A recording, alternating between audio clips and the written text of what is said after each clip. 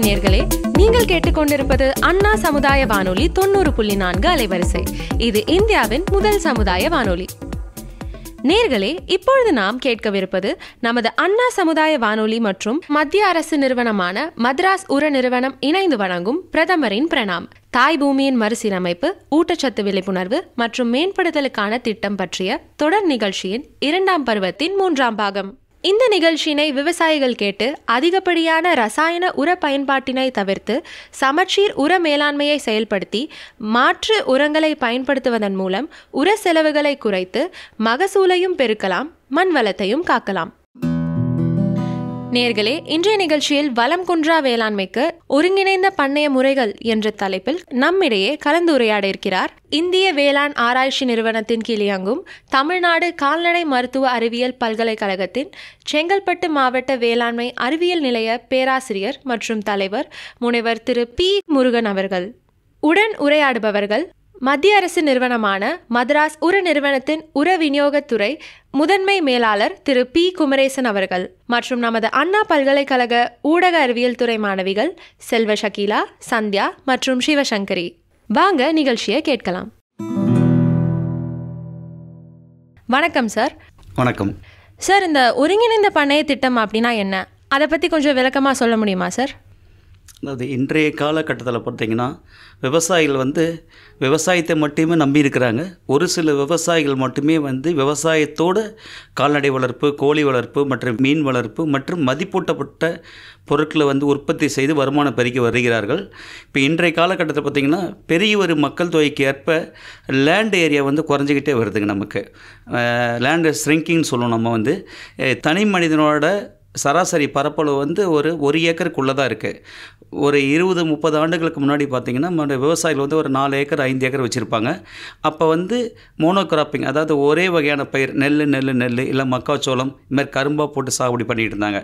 இன்றைக்கி தனி மனிதனோட பரப்பளவு குறைய அவங்க ப்ரொடக்ஷன் அதிக எடுக்கக்கூடிய சூழ்நிலைக்கு தள்ளப்படுறாங்க. அப்போ தான் உணவு உற்பத்தியில் தண்ணீர் அடைஞ்சு இருக்கக்கூடிய நம்ம நாட்டில் இருக்கிற மக்களுக்கு எல்லாமே உணவு உற்பத்தியை பெருக்கினா தான் உணவு அளிக்க முடியும்.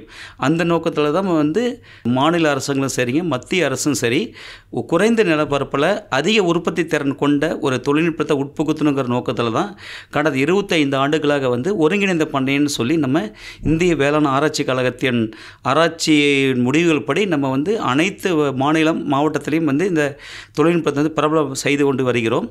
குறிப்பாக நம்ம தமிழ்நாட்டில் சொல்லப்போனால் வடகிழக்கு மாவட்டங்கள், அதாவது திருவள்ளூர், காஞ்சிபுரம், செங்கல்பட்டு அண்ட் கடலூர், இந்த ஏரியாவில் பார்த்திங்கன்னா முதன்மை பயிராக நெல் தான் சாகுபடி பண்ணுறாங்க. விவசாயிகள் தொடர்ந்து நெல் முதல் போகம் நெல் போடுவாங்க, 2ஆம் போகம் நெல் சாகுபடி பண்ணுவாங்க, 3ஆம் போகம் நெல் சாகுபடி பண்ணுவாங்க. இப்படி பண்ணும்போது நேச்சுரல் ரிசோர்ஸ் சொல்லக்கூடிய நீர் தான் முதன்மை ரிசோர்ஸ். அதிக அளவு தண்ணி தேவைப்படுறது. அதே மாதிரி நம்ம வடகிழக்கு மாவட்டங்களில் பார்த்திங்கன்னா அடிக்கடி புயல் நமக்கு வரும். புயல் வரும்போது நம்ம விவசாயிகள் நிறைய பயிர் அந்த பயிர் தண்ணியில் மூழ்கிறதுனால இழப்பு நிறையா வருது. ஒரு முறை ஒரு புயல் இழந்துட்டோம் வச்சுக்கோங்களேன். ஒரு விவசாயம் 4 ஏக்கர் வச்சுருக்காங்கன்னா 4 ஏக்கர் புயலில் மாட்டிடுச்சுன்னா அந்த ஒரு 6 மாதத்துக்கோட அவருடைய வாழ்வாதாரம் டோட்டலாக ஃபெயிலியர் ஆகிற விவசாயிகளுக்கு வருமானம் இல்லாத போயிடும். இந்த மாதிரி சுச்சுவேஷனில் தான் நம்ம எங்கள் செங்கல்பட்டு மாவட்ட காட்டுப்பாக்கம் வேளாண்மை அறிவுலகத்தின் மூலம் இந்த செங்கல்பட்டு மற்றும் காஞ்சிபுரம் இரு மாவட்டங்களுக்கும் ஒருங்கிணைந்த பண்ணையை பற்றி நிறைய முதல்நிலை செயல் வழக்கங்களும் பண்ணை கள ஆய்வுகளும் நம்ம மேற்கொண்டு இன்றைக்கி நம்ம பிரபலப்படுத்திகிட்டு இருக்கிறோம். அதாவது நிறைய விவசாயிகள் பார்க்கலாம், சொல்லுவாங்க ஒருங்கிணைந்த பண்ணைன்னா புதுமையாக பார்ப்பாங்க. புதுமையாக ஒன்று பார்க்க வேண்டிய அவசியம் இது ஒன்றும் இல்லைங்க. ஒரு 40 ஆண்டுகளுக்கு 1970க்கு முன்னாடி எடுத்திங்கன்னா நீங்கள் பார்த்தீங்கன்னா விவசாயம்னா விவசாய பயிர்களோடு கண்டிப்பாக மாடு இருக்கும், ஆடு இருக்கும், கோழி இருக்கும். இதை பண்ணிக்கிட்டு தான் இருந்தாங்க. பட் இன்றைக்கி இந்த மாடர்ன் சயின்ஸில் பார்த்திங்கன்னா இதே தான் இந்த விவசாய தொழிலோடு விவசாயம் பயிர் சாகுபடியோட 1-2க்கு மேற்பட்ட உப தொழில்களை ஒருங்கிணைச்சோம்னா ஒரு பயிரில் ஏதாச்சும் மழை வெள்ளம் பாதிக்கப்பட்டால் கூட, பயிர் அழுகிட்டால் கூட இன்னும் இருக்கக்கூடிய 2-3 தொழில்கள் வருமானத்தை விவசாயிகள் பெற முடியும். அந்த கான்செப்டில் தான் ஒருங்கிணைந்த பண்ணையை கொண்டு வராங்க. ஒருங்கிணைந்த பண்ணை என்னென்னா வேளாண் பயிர்களோடு உபத்தொழில்களான கறவை மாடு வளர்ப்பு, ஆடு வளர்ப்பு, செம்மறி ஆடு வளர்ப்பு, நாட்டுக்கோழி வளர்ப்பு மற்றும் காளான் வளர்ப்பு, தேனீ வளர்ப்பு, இது மாதிரி சொல்லிக்கிட்டே போகலாங்க. சாண எரிவாயு கலன் வைக்கலாம், அசோலா வளர்ப்பு வைக்கலாம், ஜப்பான் காடையை வளர்த்தலாங்க. மரங்களோட பயிர்கள் சாகுபடி, அக்ரோ ஃபாரஸ்ட்னு சொல்லக்கூடிய இதெல்லாமே ஒருங்கிணைச்சு பண்ணால் நம்ம வந்து வருமானம் பெருக்குவதோடு மட்டும் இல்லாமல் விவசாயியோட உற்பத்தி செலவு குறைய நமக்கு வந்து மண் வளம் மேம்படும். சிறப்பாக சொன்னீங்க சார். இப்போ இதில் ஒருங்கிணைந்த பண்ணைங்கிறது எதற்காக நம்ம பண்ணணும், அதை பற்றி கொஞ்சம் விவரமாக சொன்னீங்கன்னா விவசாயிகளுக்கு உதவியாக இருக்கும். அதாவது நான் ஏற்கனவே சொன்ன மாதிரி பரப்பளவு வந்து குறைஞ்சிக்கிட்டே இருக்கிறதுனால குறுகிய இடத்துல வந்து அதிக உற்பத்தி திறனை உருவாக்கணும். அதாவது நம்ம வந்து சிஸ்டம் ப்ரொடக்டிவிட்டி இங்கிலீஷில் சொல்லுவோம். ஒரு ஏக்கரில் 10 மூட்டை எடுக்கிறாங்க அப்படின்னா நம்மகிட்ட வந்து ஒரு ஏக்கரில் அரை ஏக்கர் தான் இருக்குன்னா அந்த அரை ஏக்கர்லேயே 10 மூட்டை எடுக்கிற அளவுக்கு உற்பத்தி திறனை அதிகப்படுத்தலாம். அது வந்து பாலாக இருக்கலாம், மீட் இறைச்சியாக இருக்கலாம், வேறு காளானாக இருக்கலாம், எது வேணா இருக்கலாம். உற்பத்தி திறனை குறைந்த ஏரியாவில் அதிக உற்பத்தி திறனை கொண்டு வரணும் முதல் குறிக்கோள். ரெண்டாவது பார்த்திங்கன்னா பண வரவு.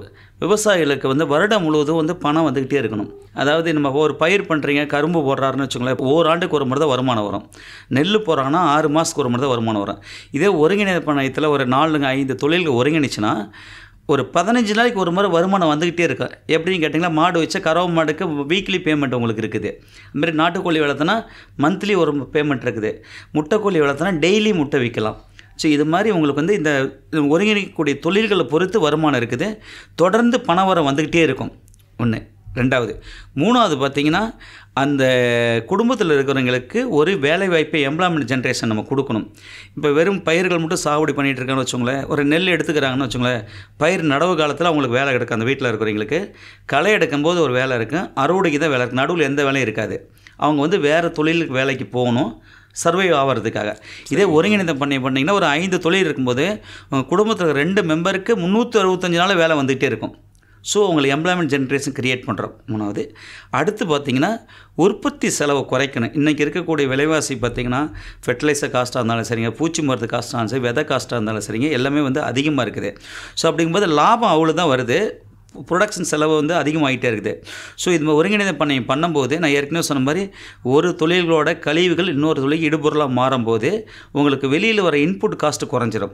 ஸோ ப்ரொடக்ஷன் காஸ்ட்டை குறைக்கும் போது நிகர லாபம் அதிகமாக விவசாயிக்கு நிற்கும். அடுத்து பார்த்திங்கன்னா உங்களுக்கு வந்து இதை தொடர்ந்து செய்வதனால உங்கள் மண் வளம் முழுக்க இயற்கை அங்கக வேளாண்மைக்கு மாறிடும். வெளியில் வந்து இதர இடுபொருள் வெளியே கொண்டு வராது, உள்ளே இருக்கிற இடுபொருளே நீங்கள் மறுசுழற்சி பண்ண மண் வளம் மேம்படும். மெயினாக அதுதான் நம்ம சொல்கிற விவசாயிகளுக்கு. இப்போ இருக்கிற ஜென்ரேஷன் வந்து நிலத்தை வந்து அடுத்த சந்ததியை கொடுக்கும்போது நல்ல நிலமாக கொடுத்துட்டு போங்க. நம்ம இருக்கிற வரைக்கும் ஏன் பண்ணுங்கிறதாக உரங்களை பூச்சி மருந்து அதிகம் போட வேண்டாம். இயற்கை விவசாய பூமியாக மாற்றி அடுத்த சந்ததியை கொடுத்துட்டு போனால் அவங்க இன்னும் தொடர்ந்து ஒரு 50-100 ஆண்டுகளுக்கு விவசாயத்தை வந்து செழிக்க வைக்க முடியுங்கிறத இந்த நோக்கத்தில் தான் ஒருங்கிணைந்த பண்ணையத்தை வந்து நம்ம எடுத்து விவசாயிகளுக்கு கொண்டு செல்கிறோம். Super sir. இதில் வந்து நீங்கள் நிறைய பண்ணை முறைகள் சொன்னீங்க, கோழி வளர்ப்பு, ஆடு வளர்ப்பு. இதில் கொஞ்சம் ஒன்றொன்றை பற்றி கொஞ்சம் விவரமாக சொல்லலாங்களா? ஓகே. இப்போ நம்ம ஒருங்கிணைந்த பண்ணையம் வச்சுக்கோங்க, எல்லோரும் ஒரே மாதிரியே ஒருங்கிணைந்த பண்ணையம் செய்ய முடியாது. நம்ம தமிழ்நாட்டில் ஒரு 7 மண்டலமாக பிரிக்கிறாங்க. நான் ஒரு எக்ஸாம்பிள் சொன்னது வடகிழக்கு மண்டலங்கள், அது மாதிரி வடமேற்கு மண்டலங்கள். ஒவ்வொரு மண்டலங்களும் நம்ம தமிழ்நாட்டில் ஒரு 38 மாவட்டத்தையும் 7 மண்டலங்களாக பிரிச்சிருக்கிறாங்க. ஒவ்வொரு மண்டலத்துலேயும் வந்து ஒவ்வொரு வகையான பயிர்கள் சாகுபடி பண்ணுவாங்க, ஒவ்வொரு வகையான கால்நடை வளர்ப்பு இருக்கும். இப்போ நம்ம குறிப்பாக இங்கே நம்ம சென்னை அருகில் இருக்கிறதுனால நம்ம செங்கல்பட்டு, திருவள்ளூர், காஞ்சிபுரம் அண்ட் கடலூர் ஏரியாவுக்கு நான் மேக்ஸிமம் சொல்கிறேன். சரிங்க. இப்போ நம்ம வந்து பயிர்கள் தான் பிரதான பயிர் ஒருங்கிணைந்த பண்ணையத்தில். இப்போ ஒரு விவசாயி வந்து 1 ஏக்கர் சாகுபடி பண்ணுறார் அப்படின்னா இந்த ஒருங்கிணைந்த பண்ணையம் அமைக்கிறதுக்கு அவர் முன் வராருன்னா மினிமம் 1 ஏக்கர் இருந்துச்சுன்னா 1 ஏக்கரில் 70% 70 சென்ட் ஏரியா வந்து பயிர்களுக்கு அலாட் பண்ணிடணும். ஒருங்கிணைந்த பண்ணையத்தை ஃபஸ்ட்டு கான்செப்ட்டு. மீதி 30% இந்த 30 சென்ட் ஏரியாவை தான் வந்து இதர தொழில்களுக்கு நம்ம வந்து உள்ள ஒருங்கிணைக்கிறோம். நம்ம வந்து எக்ஸாம்பிள் வந்து நம்ம 3 ஒருங்கிணைந்த பண்ணையமாக வந்து இந்தியா லெவலில் ஆராய்ச்சி பண்ணி கொடுத்துருக்குறாங்க. நன்சை நிலங்களுக்கு ஏற்ற ஒருங்கிணைந்த பண்ணை. நன்சை நிலம்னா இயர் ரவுண்டு அங்கே வாட்டர் ஃபெசிலிட்டி இருந்துகிட்டே இருக்கும், முப்போங்க விளையக்கூடிய பூமி, அதான் நஞ்சை நிலம்னு சொல்கிறோம். நஞ்சை நிலங்களுக்கு ஏற்ற ஒருங்கிணைந்த பண்ணையம். அடுத்து தோட்டக்கால் நிலங்களுக்கு ஏற்ற ஒருங்கிணைந்த பண்ணையம் சொல்லுவோம். தோட்டக்கால் நிலம்னா என்னென்னா அவங்களுக்கு இந்த ஆற்று பாசனம், ஏரி பாசனம் இருக்காது, போர் போட்டிருப்பாங்க, கிணறு வச்சுருப்பாங்க, அதை மட்டுமே எடுத்து காய்கறி சாகுபடி பண்ணுறீங்க, மக்காச்சோளம் சாகுபடி பண்ணுறீங்க, பழங்கள் சாகுபடி பண்ணுறாங்கன்னா தோட்டக்கால் நிலங்கேற்ற ஒருங்கிணைப்பு பண்ணி ஒரு மாடல் உருவாக்கியிருக்காங்க. அடுத்து பார்த்திங்கன்னா இது 2 கேட்டகரியில் 3வது வந்து மானாவாரி நிலங்கேற்ற ஒருங்கிணைப்பு பண்ணி, வானம் பார்த்த பூமி, இரிகேஷன், அந்த வாட்டர் சோர்ஸ் எதுவுமே இருக்காது, மழையை நம்பியே சாகுபடி பண்ணக்கூடியது. அது மாதிரி மானாவாரி நிலங்களுக்கேற்ற ஒருங்கிணைப்பு பண்ணி இருக்குது. இந்த 3 மாடலை த்ரூ அவுட் இந்தியா வந்து டெவலப் பண்ணி கொடுத்துருக்காங்க. அந்தந்த மாவட்டத்துக்கு என்னென்ன தொழில்கள் ஒருங்கிணைக்கலாங்கிறது அந்தந்த மாவட்ட வேளாண்மை அறிவு நிலையம் வந்து அதை டேக்கர் எடுத்துக்கிறாங்க. இப்போ நம்ம வடகிழக்கு மாவட்டங்களில் பார்த்திங்கன்னா நன்சை பூமி அதிகம் இருக்குது. சென்னை ஒட்டி இருக்கிறதுனால ஆற்று பாசனம், ஏரி பாசனம் நிறையா இருக்குதுங்க. நன்சை நிலம் முப்போக நெல் சாகுபடி பண்ணாங்க, 3 போகம் நெல் சாகுபடி பண்ணாங்க. இந்த இடத்துல நம்ம என்ன பண்ணுறோன்னா விவசாயிகளை 3 போகம் நெல் சாகுபடி பண்ணாமல் 1 போகத்துக்கு நெல் சாகுபடி பண்ணிட்டு இன்னும் 2 போகத்துக்கு 1 போகத்துக்கு இந்த பயிர் வகை சாகுபடி எடுத்துக்கணும். நம்ம உளுந்து, பாசிப்பயிறு, இது மாதிரி தட்டைப்பயிறு, இது மாதிரி பயிர் வகை தாவரங்களை ஒரு சீசன் எடுத்துக்கணும். 3வது சீசன் வந்து பார்த்திங்கன்னா மக்காச்சோளம் எடுத்துக்கணும். நம்ம மக்காச்சோளம் வந்து கால்நடைகளுக்கு முக்கியமான வந்து ஒரு தீவனம் தயாரிக்க தேவையான மூலப்பொருட்கள். அதனால் பயிரையே நம்ம மாற்றி அமைக்கிறோம். 3 பயிர் கொண்டு வரக்கூடாது. முதல் பயிர் வந்து வருமானத்துக்காகவும் அவங்க உணவுக்காகவும் வச்சுக்கணும். 2வது பயிர் வந்து அவங்களுடைய ப்ரோட்டீன் ரெக்யூர்மெண்ட்டை ஃபுல்ஃபில் ஆகணும், மண் வளத்தை மேம்படுத்தணும் பயிர் வகைகள். 3வது மக்காச்சோளம் வந்து பணத்துக்காகவும் அதில் வர தானியத்தை வச்சு கால்நடை தீவனம் தயாரிக்கிறதும். இது மாதிரி தான் பயிரை மாற்றி அமைக்கணும். எத்தனை பயிர் மாற்றி அமைச்சாலும் நீங்கள் வந்து டோட்டல் ஏரியா 5 ஏக்கர் நீங்கள் பண்ணால் கூட அந்த 5 ஏக்கரில் 70% பயிர்களுக்காக அந்த நிலத்தை அலாட் பண்ணிடுறேன். மீதி 30% என்ன கொண்டு வரலான்னா நன்சை நிலங்களுக்கு மெயினாக வந்து மீன் வளர்ப்பு கொண்டு வரலாம். எப்படி சொல்கிறேன்னா ஒரு எக்ஸாம்பிள் மட்டும் உங்களுக்கு சொல்கிறேன். 1 ஏக்கர் எடுக்கிறோம், அது 70 சென்ட் ஏரியா வந்து நம்ம வந்து பயிரை கொடுத்து 30 சென்ட் இருக்குது. 30 சென்ட் 10 சென்ட்டுக்கு வந்து மீன் வளர்ப்புக்கு குட்டைக்கு நம்ம வச்சிடணும். நம்ம விவசாயம் இருக்கிற நிலத்தில் பார்த்திங்கன்னா எங்கே தாழ்வான பகுதி தண்ணி தேங்கி நிற்கும், மழை வந்து அடிச்சிட்டு வருமோ அந்த தாழ்வான பகுதியில் 10 சென்ட்டுக்கு ஒரு மீன் குட்டை வெட்டிடலாம். வெட்டிட்டு மொத்தம் 80 சென்ட் ஆச்சு. இன்னும் 20 சென்ட் இருக்குதுங்க. அந்த 20 சென்ட்டில் வந்து ஒரு 5 சென்ட்டுக்கு வந்து கால்நடையில் தேவையான பசும்புல்லை வளர்த்திடணும். அது ஒரு 5 சென்ட் போயிடுச்சுங்க. மொத்தம் 85 சென்ட் இருக்குது. இன்னும் ஒரு 15 சென்ட்டுக்கு என்ன பண்ணால் ஆடு மாடு கட்டுறதுக்கான ஷெட்டு இது மாதிரி போட்டுக்கலாம். கிச்சன் கார்டன் வீட்டுக்கு கண்டிப்பாக வேணும். நியூட்ரிஷன் இப்போ நிறையா மால் நியூட்ரிஷன் வருது அப்படின்னு சொல்கிறோம். நம்ம நியூட்ரிஷன் கார்டன் பண்ணுறது ஒரு 2 சென்ட் வச்சுக்கலாம். இது மாதிரி தான் ஒருங்கிணைந்த பணத்தை உரைக்கணும். இந்த பயிர் இல்லாமல் என்ன பண்ணணும்னா மீன் ஒன்று சொல்லிட்டேன். இதில் நன்சை நிலங்களுக்கு வெள்ளாடு வளர்ப்பு அற்புதமாக தொழில்ங்க. நடமாட வங்கின்னே நாங்கள் சொல்லுவோம். கால்நடை வளர்ப்பு அது ஆடை மட்டும் நடமாட வங்கின்னு சொல்லுவோம். எப்போ வேணால் பணம் வேணால் டக்குன்னு ஆட்டை விற்றுடலாம். வேறு எந்த பொருளும் நம்ம விற்க முடியாது. அதான் நடமாடும் ஏடிஎம்னு சொல்லுவோம் நம்ம. வெள்ளாடு வளர்ப்பு இந்த ஒருங்கிணைப்பு பண்ணது 3வது காம்பவுண்டை உள்ளே கொண்டு வரோம். 4வது காம்பவுண்ட் என்னென்னா இந்த நம்ம 3 பயிரில் என்னென்ன கழிவுகள் வருதோ அதை வச்சு நம்ம வேறு என்ன தொழில் கொண்டு வரோம்னா வைக்கோல் தான் பெஸ்ட்டு. உங்களுக்கு வந்து நெல் வைக்கோல் வருது. கால்நடைகளுக்கு உலர் தீவனமாகவும் வைக்கோல் கொடுக்கலாம். ஒரு பாட்டு எடுத்து நம்ம அந்த காளான் வளர்க்கலாம். சிப்பி காளான் வளர்க்கலாம். வைக்கோல் தான் மெயின் மூலப்பொருள் நம்ம வந்து. அதனால் சிப்பி காளான் வளர்க்குறது 4வது தொழில் உங்களுக்கு வந்து. அது மட்டும் இல்லாமல் இந்த திட்டத்தை வந்து ஜப்பான் காடை வளர்த்தலாம். காடைன்னு நம்ம சொல்லுவோம், இந்த ஜப்பானி காடைன்னு சொல்லுவாங்க. அந்த காடை வளர்த்த இந்த 5 தொழில்களை நம்ம வந்து ஒருங்கிணைச்சாவே இந்த திட்டத்தில் போதும். மேக்ஸிமம் 10 தொழில் வரைக்கும் இருக்குது. பட் 10 தொழில்கள் நீங்கள் ஒருங்கிணைச்சு வச்சோங்களேன் நம்மளால் மேனேஜ் பண்ண முடியாது. ஃபேமிலி மெம்பர்ஸு இதுக்காக டெய்லி வெளியில் ஆள் கூப்பிடக்கூடாது. ஃபேமிலி மெம்பர்ஸ் 2-3 பேருக்காக மட்டும்தான் வேலைவாய்ப்பை கொடுக்குற மாதிரி இருக்கணும். அதனால் குறைஞ்சது 2 தொழில் மேக்ஸிமம் 4-5 தொழில்கள் மேலே ஒருங்கிணைக்க முடியாது. ஒருங்கிணைச்சு வச்சோங்களேன் அவங்க விவசாயிக்கு ஸ்கில் இருக்காது, பணம் வேணும். நிறையா தொழில்கள் ஒருங்கிணைக்க இன்வெஸ்ட்மெண்ட் இருக்குது, இன்வெஸ்ட்மெண்ட் ஆகும். அதனால் இந்த 5 தொழில்கள் நஞ்ச நிலங்களுக்கு ஒருங்கிணைச்சா வந்து பெஸ்ட்டு. இதை பற்றி மறுபடியும் பார்ப்போம். சார், இப்போ நீங்கள் நெல்லுக்கு அப்புறம் பயிர் வகை பயிர்கள் பண்ணலான்னு சொன்னீங்க. அது வந்து அதனால் மண்வளம் மேம்படும் சொன்னீங்க. அதை பற்றி கொஞ்சம் விளக்கமாக சொல்லலாங்களா? அதாவது பயிர் வகை தாவரமே வந்து வச்சுக்க லெகுமினஸ் பிளான்ட்னு சொல்லுவாங்க. வேர் முடிச்சு தாவரங்கள், இருவில்தலை தாவரங்கள்னு சொல்லுவோம் நம்ம வந்து பயிர் வகை தாவரங்களை. இந்த தாவரங்கள் பார்த்திங்கன்னா இந்த தாவரங்கள் எல்லாமே வந்து சத்தை வந்து பூமியில் அதிகமாக எடுத்துக்காது, சத்தை கொடுத்துட்டு தான் போகும். அதாவது அந்த வேர் முடிச்சு மூலம் காற்றில் உள்ள தலைச்சத்தை வந்து பூமியில் நிலைநிறுத்தி கொடுக்கறது தான் அந்த வேர் முடிச்சோட வேலைங்க. அதனால தான் இந்த பயிர் வகை தாவரங்கள் என்னென்ன வருதுன்னு பார்த்திங்கன்னா உளுந்து, பாசிப்பயிறு, தட்டைப்பயிறு, நரிப்பயிறு, உங்களுக்கு கொள்ளு, இதெல்லாமே வந்து பயிர் வகை தாவரத்தை சேர்ந்ததுங்க. இதை நம்ம வந்து இது எல்லாமே வந்து ஷார்ட் டூரேஷன், அதை குறுகிய கால வயதுடைய பயிர்கள் 2 மாதத்துலேருந்து 3 மாதத்துக்கு மேலே இருக்காதுங்க எல்லா பயிருமே. இதை வருடத்துக்கு ஒரு முறையாச்சும் நீங்கள் மண்ணில் சாகுபடி பண்ணிங்கன்னா பயிர் சுழற்சி முறையில் ஒரு முறை இதை கொண்டு வந்தீங்கன்னா உங்களுக்கு வந்து மண் வளம் மேம்படும். ஏன்னா அந்த 60 நாள் அந்த வேர் முடிச்சு மூலம் 1 ஏக்கருக்கு தேவையான தலைச்சத்தை வந்து அதையே வந்து நிலைநிறுத்தி கொடுத்துட்டு போயிடும் மண்ணில் வந்து. ப்ளஸ் அந்த பயிர் வந்து அதிக சத்துக்கள் எடுத்து வளராது. இந்த பயிர் வகை தாவரம் பொறுத்து எந்த சத்தும் அதிகம் எடுக்காது, கொஞ்சமாக 10% எடுத்துக்கும். இந்த பயிர் வகை சாகுபடி பண்ணிவிட்டு அடுத்த பயிர் நீங்கள் எந்த நெல் எடுக்கிறீங்களோ மக்காச்சோளம் எடுக்கிறீங்களோ வேறு எந்த பயிர் எடுத்தாலும் அந்த பயிருக்கு ஒரு பேசல் டோஸாக ஃபெர்டிலைசர் போட வேண்டாம். அந்த அளவுக்கு நியூட்ரியன் சப்ளிமெண்ட் கொடுத்துட்டு போவோம். அதனால தான் மக்கள் வந்து நம்ம பயிர் வகை தாவரம் உள்ளே கொண்டு வரோம். அது மட்டும் இல்லாமல் பயிர் வகை தாவரம் தான் வந்து வெஜிடேரியன் ஃபுட் சாப்பிட்றவங்களுக்கு ப்ரோட்டீன் சப்ளிமெண்ட்டு, நான்வெஜ் சாப்பிட்றவங்களுக்கு மீட் எடுத்துக்குவாங்க. பட் வெஜிடேரியன் ஃபார்மர் வந்து ஒன்லி ப்ரோட்டீன் சோர்ஸ் வந்து ஒன்லி வந்து லெகுமினஸ் தான். அதனால தான் இன்னும் நம்ம வந்து இன்னும் ப்ரோட்டீன் சோர்ஸ் எல்லாருக்கும் நம்ம கிடைக்கல. 46 கிராம் என்னமோ நம்ம சொல்கிறாங்க பர் டே ரெக்யர்மெண்ட்டு, நம்ம 26 கிராம் தான் ரைட் நோ நம்ம கிடைச்சிட்ருக்குது.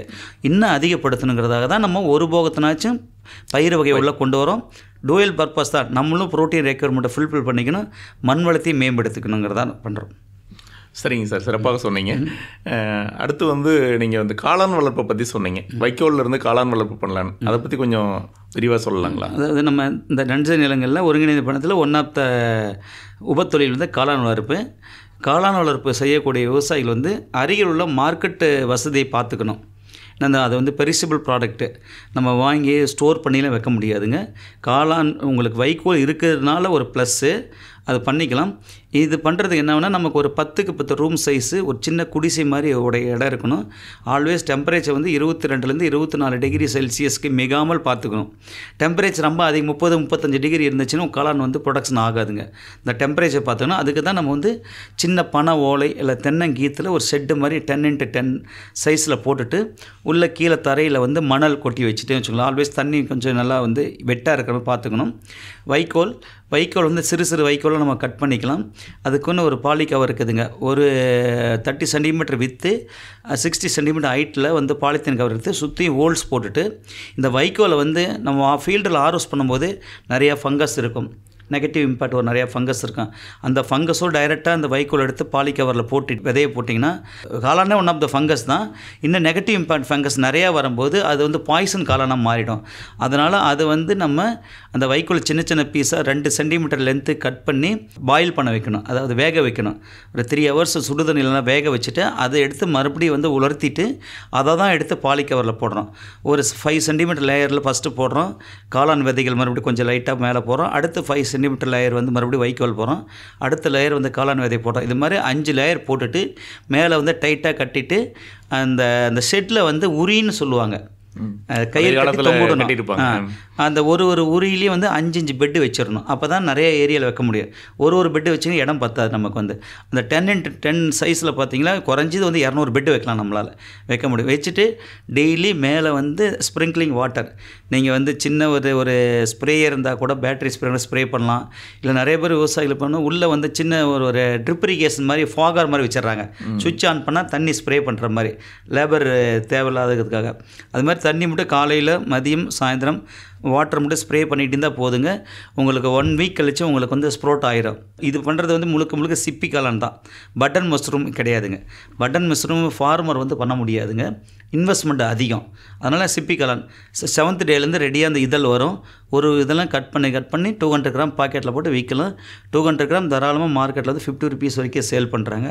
ஈவன் மொட்டு காளான் சொல்கிற பட்டன் மஷ்ரூம் இருந்தாலும் சரி, மில்கி மஷ்ரூம் காட்டிலும் உங்களுக்கு வந்து சிப்பி காளான் வந்து நியூட்ரிட்டிவ் வேல்யூ அதிகம். விவசாயி எளிமையாக பண்ண முடியும் இது உங்களுக்கு. அதனால் இதை பண்ணுனா ஒரு நாளைக்கு ஒரு 10 பாக்கெட் வந்தால் கூட என்ன ஆச்சுங்க, 500 ருபீஸ் ஆயிடுச்சிங்க. டெய்லி 500னா அவங்களுக்கு அதோட வருமானம் அடிஷனல் வருமானம் தான், நிலையான வருமானம் பண்ணலாம். பட் உடனே நம்ம விற்றுறணும். அதை வச்சுட்டு 3-4 டேஸ்லாம் வந்து ஸ்டோர் பண்ணக்கூடாது. அதுக்கு தான் நம்ம நியர்பை சிட்டி இருக்கிறோமா, நியர்பை டவுன் இருக்கா பார்க்கணும். இல்லைன்னா நம்மகிட்ட இருக்குதுன்னு சொல்லி நீங்கள் பிரபலப்படுத்தணும். இந்த இடத்துல போனால் சிப்பி காளான் கிடைக்கணும் பண்ணால் பெண்ணை மகளிர்கள் அற்புதமான தொழில் வந்து ஒருங்கிணைந்த வந்து ஒன் ஆஃப் த காம்பவுண்ட் வந்து மஷ்ரூம். ரொம்ப சிறப்பாக சொன்னீங்க சார். சார், இந்த ஒருங்கிணைந்த பண்ணைய திட்டத்தில் மீன் வளர்ப்பு எப்படி பண்ணுறது சார்? ஏற்கனவே சொன்னபோது ஒரு நஞ்சை நிலங்களில் நம்ம 70 சென்ட் கிராப் போட்டால் 10 சென்ட்டுக்கு நான் சொன்னேங்க. 10 சென்ட்டில் ஒரு பண்ணைக்குட்டை அமைக்கலாம். பண்ணைக்குட்டை அமைக்கிறதுக்கு விவசாயி சொந்தமாக செலவு கூட பண்ண தேவையில்லைங்க. வேளாண்மை துறையில் வந்து பண்ணைக்குட்டை அமைக்கிறதுக்கு திட்டங்கள் கொடுத்துருக்காங்க. நீங்கள் ஃப்ரீயாக நீங்கள் கேட்டிங்கன்னா அந்தந்த பகுதியில் வேளாண்மை அலுவலரை தொடர்பு கொண்டிங்கன்னா, ஒன்று வேளாண்மை துறை இல்லை வேளாண் பொறியியல் துறை, 2 துறை இருக்காங்க. அவங்களை கூப்பிட்டிங்கன்னா 10 சென்ட் ஏரியாவுக்கு 10 சென்ட் ஏரியாவுக்கு ஒரு பண்ணைக்குட்டை வந்து ஃப்ரீயாகவே தோண்டி கொடுத்துட்டு போயிடுவாங்க. அதாவது அந்த 10 சென்ட் உள்ள ஏரியாவில் மண்ணை அள்ளி சைடில் கரையாக போட்டிங்கன்னா 10 சென்ட் ஒரு பாண்டு வந்துடும். நஞ்சை நிலங்கள் உங்களுக்கு வாட்டர் சோர்ஸ் வந்து ஃப்ளண்டியாக இருக்கும். உங்களுக்கு வந்து தண்ணி விட்டுறீங்க, அதாவது 1 மீட்டர் டெப்த்தில் நம்ம வந்து குட்டை அமைக்கிறோம். அந்த 1 மீட்டர் டெப்த்தில் மண் எடுத்து சைடில் போட்டோடே அதே 1 மீட்டர் டெப்த்துக்கு வந்து வாட்டர் ஸ்டாக்னேட் பண்ணணும், வாட்டர் லெவல் நிறுத்தணும் நம்ம. அதில் வந்து என்னென்ன மீன் இனங்கள் விடலாம் அப்படின்னு பார்த்தீங்கன்னா, நாட்டு மீன் இனங்கள் தான் நம்ம எடுக்கணும். எக்ஸாம்பிள் பார்த்திங்கன்னா ரோகு, கட்லா, மிர்கால், புல்கண்டன் சொல்லுவாங்க. இதெல்லாமே வந்து ஒருங்கிணைந்து பண்ணிது கழிவுகளையே சாப்பிட்டு வளரக்கூடிய மீன் இனங்கள். நீங்கள் மார்க்கெட்டில் வாங்குற மாதிரி இறால் மீன் வாங்குறது, விரால் வாங்குறது, கொடுவா மீன் வாங்குறது, கடல் மீன்லாம் வந்து நம்ம ஒருங்கிணைந்து பண்ணதில் பண்ண முடியாது. ரோகு, கட்லா, மிர்கால், புல்கண்டன் சொல்லுவாங்க. இது எதுக்கு இந்த காம்பினேஷன் சொல்கிறோம் அப்படின்னா, ரோகு மீன் வந்து டாப் ஃபீடர்னு சொல்லுவோம். தண்ணியில் மேலே ஒரு 10 சென்டிமீட்டர் தான் இருக்கும், லைவாக இருக்கும். அதில் இருக்கிற ஃபீட் எடுத்து சாப்பிட்டு வளரக்கூடியது. மிடில் ஃபீடர்னால் கட்லான்னு சொல்லுவோம். பாட்டத்தில் தண்ணியில் இருக்கக்கூடியது பார்த்திங்கன்னா இந்த புல்கண்டையும் அந்த மிருகால்னு சொல்ல முடியாது. இந்த ரேஷியோவில் போட்டால் தான் அவங்களுக்குள்ள ஃபீடு காம்படிஷன் வராது. எல்லாமே ரோகா விட்டிங்க, எல்லாமே மேலேயே இருந்துடும், அடியில் இருக்கிற ஃபீடே எடுக்காத விட்டுரும். இது மாதிரி டிஃப்ரெண்ட் ப்ரொப்போர்ஷனில் வந்து நம்ம கொடுக்கணும். 10 சென்ட் குளத்துக்கு வந்து குறைஞ்சது வந்து 500 மீன் குஞ்சு நம்ம விடலாம். இதை நம்ம சொல்லக்கூடிய 4 ரேஷியோலையும் 125 கணக்கு எடுத்துட்டிங்கன்னா உங்களுக்கு வந்து 500 மீன் குஞ்சு விடலாம். தெரிஞ்சால் தெரியாமல் ஒரு 50லேருந்து ஒரு 70 மீன் குஞ்சு இறந்துடும். ஏதாவது ஒரு ரீசனுக்காக மார்ட்டாலிட்டி இல்லை சிறு குஞ்சாக விடும்போது உங்களுக்கு இந்த கொக்கு, காக்கா, இந்த பருந்து வந்து ஏதாச்சும் கொத்திடும் அதுக்காக. ஸோ ஒரு 75 இறந்துட்டால் கூட ஒரு 425 ஃபிங்கர்லிங்ஸ் நல்லா வளர்ந்துருங்க.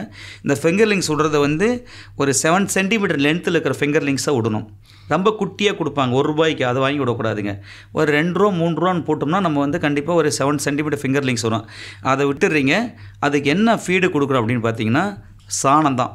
சார், மீனுக்கான உணவு வகைகள் நம்ம எப்படி போடணும்? அதுக்கு ஏதாவது உணவுகள் வெளியில் கிடைக்குமா? நம்மகிட்ட இருக்கிற உணவே பயன்படுத்தலாமா? விவசாயத்திலிருந்தே பயன்படுத்தலாமா? கொஞ்சம் விளக்கமாக சொல்லுங்களேன். அதாவது நான் ஏற்கனவே சொன்னேன், ஒருங்கிணைந்த பண்ணையத்தில் வந்து வெளியிலேருந்து மேக்ஸிமம் பொருள் வரக்கூடாதுங்க. சீடு ப்ரைமரி இன்புட்டு, சீடு வரல, முக்கியமான இடுபொருள் தான் வெளியிலேருந்து வரணும். இப்போ நம்ம மீன் குஞ்சு ஒன் ஆஃப் த சீடு. ஆனால் மீன் குஞ்சு வந்து வெளியிலேருந்து வாங்கிட்டு வந்து நம்ம உள்ளே விட்டுடுறீங்க. அதுக்கு என்ன ஃபீடு கொடுக்குறோம் பார்த்திங்கன்னா, நம்ம ஏற்கனவே நம்ம சொன்னோம்ல, வேறு தொழில்கள் வர வேஸ்ட்டு தான் இதுக்கு இடுபொருளாக மாற்றணும்னு சொல்கிறோம். நம்ம சப்போஸ் மாடு இருக்குது, இல்லை ஆடு இருக்குதுன்னா ஆட்டு சாணி, ஆட்டு புழக்கன்னு சொல்லுவோம். மாடுனா மாடு, எருமை மாடுனா எருமை மாடு சாணம். சாணத்தை வந்து ஒரு 15 டேஸ்க்கு ஒரு முறை வந்து 50 கிலோ சாணத்தை வந்து இந்த குளத்தில் கொட்டிடணும். கொஞ்சம் பச்சை சாணத்தை கொட்டிடலாம். ஒன்றுங்க. ரெண்டாவது வந்து நெல் நம்ம சாகுபடி பண்ணுறோம். நெல்லோட வந்து கருக்காத்தவுடுன்னு ஒன்று வரும், பதர் நெல்லுன்னு வரும். உங்களுக்கு வந்து நெல் பதராக இருக்கு. அதை வந்து நீங்கள் க்ளீன் ப்ராசஸிங் பண்ணும்போது அது வேஸ்ட்டில் தான் வரும். அதை எடுத்து அரைச்சி அது வந்து நம்ம one of the rice bran, அது ஒன் ஆஃப் த ஃபீடு. 2 ஆச்சுங்களா? அது இல்லாத நம்ம வந்து என்ன பண்ணோன்னா, கிளரிசிடியான ஒரு செடி இருக்குதுங்க. இந்த வரப்பு ஓரங்களில் கிராமத்தில் நிறையா இருக்குது கிளரிசிடியான. அது ஒன் ஆஃப் த க்ரீன் ஃபாடராக சொல்லுவோம். அனிமலுக்கு வந்து பசுந்தீவனம் கொடுப்பான். அது நெல்லிக்காயில் மாதிரி இருக்கும். அதை வந்து ஒரு பண்டில் மாதிரி கட்டி அந்த குளத்தில் தூக்கி போட்டுடணும், மிதக்கும். அது என்ன one of the antibiotic for ஃபிங்கர்லிங்ஸுக்காக. அதை போட்டிங்கன்னா அந்த தண்ணியில் அந்த இலை வந்து நஞ்சு போக போக மீன் வந்து கொறிச்சு சாப்பிடும்போது அதுக்கு ஒரு ஆன்டிபயோட்டிக்கு மெடிசன் எஃபெக்ட்டு. அது மீதி வந்து நம்ம சாணம், இந்த கருக்காத்தவுடு, அது இல்லாத முடிஞ்சால் இந்த கடலை புண்ணாக்குன்னு சொல்லுவோம். நிலக்கடலையோட எண்ணெய் ஆட்டிட்டு செக்கில் புண்ணாக்கு வரும். அந்த புண்ணாக்கை தண்ணியில் பிசைஞ்சு உருண்டையாக செஞ்சு இந்த குளத்தில் நீங்கள் வந்து ஒரு அப்படியே கூட போடலாம், இல்லை ஒரு சின்ன கூடையில் வச்சு கூட கீழே இறக்கிட்டிங்கன்னா இது 3 தான் ஃபீடுங்க. இதையே மட்டும் சாப்பிட்டுட்ருக்கேன். 6 மந்த் வரைக்கும் இதை உங்களுக்கு வந்து ஃபீடாக இருக்கும். இதே ஃபாலோ பண்ணலாம். இப்போ நீங்கள் ஜப்பான் காடை வளர்ப்பை பற்றி சொன்னீங்க சார், இந்த நஞ்சை நிலத்தில் இருக்கிற ஒருங்கிணைந்த பண்ணையத்தில். இப்போ ஜப்பான் காடையினோட கழிவுகளும் இந்த இதுக்கு பயன்படுத்தலாங்களா? ஜப்பான் காடை கழிவுகள் வந்து காடையில் கழிவுகள் வந்து நீங்கள் அப்பப்போ எடுக்க முடியாதுங்க. அதாவது பார்த்திங்கன்னா இது ஒரு 10x10 ரூம் சைஸ் இருந்துச்சுன்னா ஒரு 500 காடை உள்ளே வளர்த்தலாங்க. அது வந்து அந்த 1 மந்த் தான் அந்த காடையை வளர்த்த முடியும். அதோட டோட்டல் டூரேஷன் வந்து 30 டேஸ் தான். 30 டேஸ் முடித்த வாட்டி நம்ம வந்து எடுத்து டைரெக்டாக வந்து அந்த பேர்ட்ஸ் எடுத்து காடை விற்றுருவீங்க. கீழே அந்த லிட்டர் சொல்கிறோம் இல்லைங்க, வேஸ்ட் ட்ராப்பிங்ஸு, அது 30 டேஸ் கழிச்சு தான் நீங்கள் எடுக்க முடியும். அதை எடுத்து மீன் குட்டைக்கு போட முடியாதுங்க. அதை எடுத்து நீங்கள் வந்து டைரெக்டாக வயலுக்கு போட்டுக்கலாம். மீனுக்கு அதுமாதிரி கொடுக்குற மாதிரி தான் இந்த 10 சென்ட் மாடல் அந்த ஃபிஷ் பாண்டுக்கு மேலேயே சின்ன ஒரு கேஜி வச்சுட்டு ஒரு 25 நாட்டு கோழிகளை, முட்டை கோழிகளை நீங்கள் வச்சிட்டிங்கன்னா அதோட எச்சம் வந்து கீழே அந்த குட்டையில் விழுந்துக்கிட்டே இருக்கும். அந்த குட்டையில் விழும்போது தண்ணியில் பட்டு அந்த கீழே இருக்கிற பாட்டம் லேயரில் போய் உட்காந்து அந்த படி அந்த எச்சம் அது வந்து ஃபைட்டோபிளாங்க்டனாக டெவலப் ஆகும், பாசம் மாதிரி டெவலப் ஆகும். அந்த பாசம் one of the best feed for ஃபிஷ்ஷுக்கு. பண்ணிக்கலாம். இப்படி தான் ஃபிஷ் வளர்த்துறேன். 6 மந்த் ஆகிட்டிங்கன்னா கண்டிப்பாக ஒரு மீன் வந்து குறைஞ்சது 1 1.25 கிலோ வெயிட் வருங்க. 1.25 கிலோ வெயிட் வந்தால் நீங்கள் மார்க்கெட் ரேட்டு இன்றைக்கி 180 200 ருபீஸு. நம்ம ஃபார்ம் கேட் ப்ரைஸு 150 ருபீஸ்க்கு நீங்கள் சேல் பண்ணால் கூட நான் 500 விட 75 இறந்துருன்னு சொன்னேன். 400 மீன் லைவில் கிடச்சா கூட 400 கேஜி, ஒரு கேஜி 150னா கால்குலேட் பண்ணிக்கோங்க. 10 சென்ட்டில் 1 ஏக்கர் சாகுபடி பண்ணுற நெல்லோட அமௌண்ட்டோட இது அதிகமாக கிடைக்கும். இப்படி தான் ஒருங்கிணைக்கணும். இதில் இடுபொருள் வெளியே ஒன்றே சீடு தான் உள்ளே வரணும். ஃபிங்கர்லிங்ஸ் இது வந்து எவ்வளோ நாள் ஆகுங்க இந்த மீன் வந்து வளர்ந்து பெருசாக இருக்குது? இப்போ நெல் சாகுபடி பண்ணுறீங்கன்னு வச்சுக்கோங்களேன் சார். நெல் வந்து ஒரு 4.5 months to 6 months வரைக்கும் இருக்கும், வெரைட்டி பொறுத்து. இந்த பண்ணைக்குட்டையில் வந்து ஒரு போகம் நீங்கள் பண்ணால் போதும். தண்ணி இருந்தால் 2 போகம் பண்ணலாம். 6 மாதம் வரைக்கும் வச்சுருக்கலாம். 6 மாதம் ஆன வாட்டி நீங்கள் இந்த மீனை அறுவடை பண்ணிவிட்டு அந்த மீனோட அந்த பண்ணையிலேருந்து குட்டையில் அவுட்லெட் ஒன்று வச்சுருப்போம் நம்ம, அந்த 10 சென்ட் குட்டைக்கு. அந்த தண்ணியை எடுத்து வயலை குட்டி வச்சோங்களேன், ஒரு 5 மூட்டை டிஏபி ஃபெர்டிலைசர் போட்ட அளவுக்கு சத்து அந்த தண்ணி கிடைக்கும். அந்த தண்ணி அப்படியே நெல் வயலுக்கு விட்டுறலாம். சப்போஸ் இன்னும் கொஞ்சம் இந்த பிரில்லியண்ட்டான ஃபார்முலா இருந்தால் எவ்ரி மந்த் வாட்டரை ரீசைக்கிள் பண்ணுவாங்க ஃபாண்ட்லேருந்து. இப்போ 1 மீட்டர் ஹைட்டுக்கு வாட்டர் லெவல் நிறுத்த சொன்னேன். சப்போஸ் 1 மந்த் கழிச்சு இந்த 1 மீட்டருங்கிறது 1/2 மீட்டர் தண்ணி அடியில் இருக்கிற தண்ணி எடுத்துகிட்டு ரீஃபில் பண்ணிக்குவாங்க. அப்பப்போ இரிகேஷன் வந்து வயலுக்கு விடும்போது பயிர்களுக்கு ஃபெர்டிலைசர் போட்ட மாதிரி ஆயிரவங்களுக்கு வந்து மீனும் வளர்ந்துடும். மீனுக்கு ஃப்ரெஷ் வாட்டர் கிடைக்கும். இந்த மீன் குஞ்சுகள் ஒரு டைம் விடுறோம், அதுக்கப்புறம் மறுபடியும் அந்த மீன் அதுவே இனப்பெருக்கம் பண்ணிக்கணுமா? மறுபடியும் மீன் குஞ்சுகள் வாங்கி விடணும்? இனப்பெருக்கலாம் ஆகிறது வாய்ப்பு இல்லை சார். இதை நம்ம வந்து அதுக்குன்னா அது தனியாக இந்த ஸ்பீசிஸே எடுக்கணும். இது வந்து ஒன்லி நம்ம கமர்ஷியலாக மீட் பர்பஸ்க்காக க்ரோ பண்ணுறது தான். நான் பண்ணிவிட்டு விற்றுட்டு அடுத்து மீன் குஞ்சு வாங்கிக்கணும். மீன் குஞ்சு நம்ம டெட் சீப் தான், அதை பண்ணிக்கலாம். இந்த அடிஷனல் இன்கம் நமக்கு வந்து ஃபெர்டிலைசர் ரீசைக்கிள் ஆகிருக்குது. நம்ம வேறு வேஸ்ட்டு கருக்காத்தவுடு புண்ணாக்கு சாணத்தை ரீசைல் பண்ணிக்கலாம். வேறு எதுவுமே கிடையாது. இன்வெஸ்ட்மெண்ட் இல்லாமல் 1 ஏக்கர் பயிர் வச்சா கூட 20,000 செலவாகும். இந்த மீனுக்கு 10 சென்ட்டுக்கு வளர்த்துறதுக்கு மீறி போனால் மேக்ஸிமம் உங்களுக்கு வந்து 2000 ருபீஸ்க்கு மேலே செலவாகுது. குறைஞ்சது வந்து 1 ஏக்கருக்கு உண்டான அமௌண்ட்டை நீங்கள் எடுத்துருவீங்க 10 சென்ட்டில் 400 மீனில். மிக்க சிறப்பாக சொன்னீங்க சார்.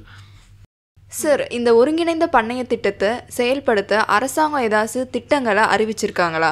அதை பற்றி கொஞ்சம் சொல்ல முடியுமா சார்? அரசு இப்போ இல்லைங்க. ஒரு போன ஆண்டுகளுக்கு முன்னாடி கடந்த ஒரு 6-7 ஆண்டுகளாக வந்து ஒருங்கிணைந்த பண்ணை செய்யக்கூடிய விவசாயிகளுக்கு ஆத்மாங்கிற வேளாண் திட்டத்தை மூலம் வந்து விவசாயிகளுக்கு சப்சிடி கொடுத்தாங்க.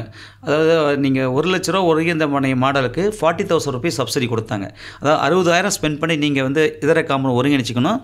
அந்த 40,000த்துக்குள்ள இடுபொருளாக கொடுத்தாலும் கொடுப்பாங்க. இல்லை நீங்கள் வந்து மாடு வாங்கணும் ஆடு வாங்கணும் உங்களுக்கு தேவையான இடுபொருள் வாங்கினாலும் நீங்கள் வாங்கலாம். 40,000 ருபீஸ் சப்சிடி கொடுத்தாங்க. இப்போ இல்லை. இப்போ நிறைய பேர் என்ன பண்ணுறாங்கன்னா, இதுமாதிரி எங்கள் கேவிகே நிலையங்கள் தொடர்பு கொண்டு நிறையா ஃபார்மருக்கு வந்து விஷயம் தெரிஞ்சிருச்சு. இதை பண்ணால் நம்ம வந்து 1 ஏக்கர் இருந்தால் கூட 2 ஏக்கரோட வருமானம் எடுக்கலான்னு. இப்போ செல்ஃபாக வந்து இந்த மாதிரி ஒருங்கிணைந்த பண்ணை அமைக்கிறதுக்கு வந்து ப்ராஜெக்ட் திட்ட அறிக்கை கேட்பாங்க. பேங்க்கில் போய் எல்லாருமே இன்றைக்கி பேங்க்கில் அக்ரிகல்ச்சர் லோன் நிறைய ஃப்ளன்ட்டி ஆஃப் லோன் தராங்க. ஒருங்கிணைந்த பண்ணை வேணும்னா இந்த மாதிரி அருகில் உள்ள வேளாண்மை அறிவியல் கேவிகே தொடர்பு கொண்டு அவங்களுக்கு திட்ட அறிக்கை தயாரித்து கொடுக்குறோம். அதை கொண்டு போய் நீங்கள் ப்ரொப்போசல் கொண்டு போய் பேங்க்கில் கொடுத்தீங்கன்னா அவங்க லோன் சேங்ஷன் பண்ணுறாங்க. அந்த லோன் சேங்ஷன் பண்ணுற நிறைய சோர்ஸ் இருக்குதுங்க. டிக்குன்னு சொல்லுவாங்க, டிஸ்ட்ரிக்ட் இண்டஸ்ட்ரியல் சென்டர்னு ஒன்று இருக்குதுங்க. தாட்கோன்னு ஒன்று இருக்குது கவர்மெண்ட்டில். அதில் நேஷனல் லைஃப் ஸ்டாக் மிஷன் சொல்லுவாங்க, NLMன்னு சொல்லுவாங்க. இத்தனையிலையும் லோன் இருக்குது. சப்சிடி ரிலீஸ் பண்ணுறது பேங்க் தான் உங்களுக்கு லோன் விவசாயி கொடுப்பாங்க. 5 லட்சமோ 10 லட்சம் 1 கோடி வரைக்கும் நீங்கள் வாங்கலாம். லோன் வாங்கினீங்கன்னா 30%, 40%, 50% ஃபண்டிங் அத்தாரிட்டி பொறுத்து சப்சிடி இருக்குதுங்க. சப்சிடியை அவைல் பண்ணிக்கலாம் விவசாயிகள். மிக்க மகிழ்ச்சி சார். ஒருங்கிணைந்த பண்ணையத்தை பற்றி மிக விரிவாகவும் அழகாகவும் சொல்லி புரிய வைத்தமைக்கு நன்றி சார். அண்ணா சமுதாய வானொலி நேயர்கள் இதை கேட்டு பயன்பெறும்படி கேட்டுக்கொள்கிறேன். நன்றி, வணக்கம். நன்றி நேயர்களே, இதுவரை நீங்கள் கேட்டது நமது அண்ணா சமுதாய வானொலி மற்றும் மத்திய அரசு நிறுவனமான மதராஸ் உர நிறுவனம் இணைந்து வழங்கிய பிரதமரின் பிரணாம் திட்டத்தை பற்றிய தொடர் நிகழ்ச்சியின் 2ஆம் பருவத்தின் 3ஆம் பாகம். இந்நிகழ்ச்சியின் தொடர்ச்சியை அடுத்து வரும் 4ஆம் பாகத்தில் கேட்கலாம். மீண்டும் அடுத்த நிகழ்ச்சியில் சந்திப்போம். நன்றி, வணக்கம்.